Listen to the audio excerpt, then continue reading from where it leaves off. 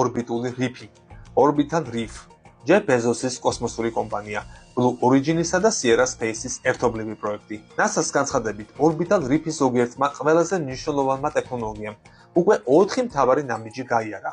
მათ შორის მომავალი ასტრონავტებისა და ტურისტების შარდის გადამამუშავებელმა სისტემამ. ეს საეტაპო მოვლენები კრიტიკულია, რათა დარწმუნდეთ, რომ კომერციული დანიშნულების ადგილს ადამიანთა სიცოცხლის მხარდაჭერა შეუძლია, ამბობს NASA-ს პროგრამის მენეჯერი ანგელა ჰარტი.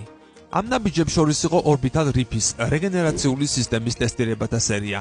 ამ სისტემამ უნდა უზრუნველყო სუფთა ჰაერი და წყალი იქ მყოფი ადამიანებისთვის. ზოგიერთ ეს შორის იყო სისტემის უნარი, ჰაერიდან ამოიღოს დაბინძურება, შარდის გადამუშავება და წყლის აბზის მოვლა.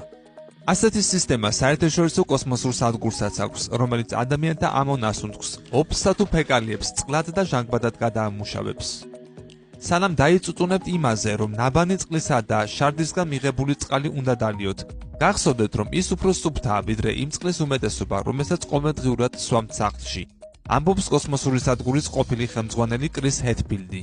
უფრო მეტიც, უკვე 15 წელია საერთაშორისო კოსმოსური სადგურის ასტრონავტები ერთმანეთის შარდის გადამუშავების შედეგად მიღებულ კრისტალურად სუფთა წყალს სვამენ და ამას კარგი მიზეზი აქვს. ამით მნიშვნელოვნად მცირდება იმ წყლის ოდენობა, რომლის გაგზავნაც NASA-ს იქ უწევს. საერთაშორისო კოსმოსური სადგურის ჩამნაცვლებელი დედამიწის დაბალ ორბიტაზე მოძრავი კომერციალიზებული ამერიკელთა ხელმძღვანელობით მომუშავე კოსმოსური სადგურის შესაქმნელად NASA-მ Blue Origin-სა და Sierra Space $172 მილიონი გადასცა.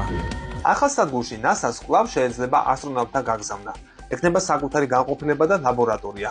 თუმცა ვინაიდან სადგურის მფლობელები კომერციული კომპანიები იქნებიან, ისინი სადგურს ტურისტებსაც გაუხსნიან. წარმოიდგინეთ ფართო მოდული, რომლის დიდი ფაჟრიდანაც ჩვენი ცისფერი სახლი, დედამიწა მოჩანს, თან უწონადობასა და სრულ კომფორტში ხართ. წერს Blue Origin. შემდეგი თაობის კოსმოსური სადგური NASA-მ კომერციულ კომპანიებს იმიტომ გადასცა, რომ დაფინანსებისთვის სხვა უფრო დიდი პრიორიტეტები აქვს.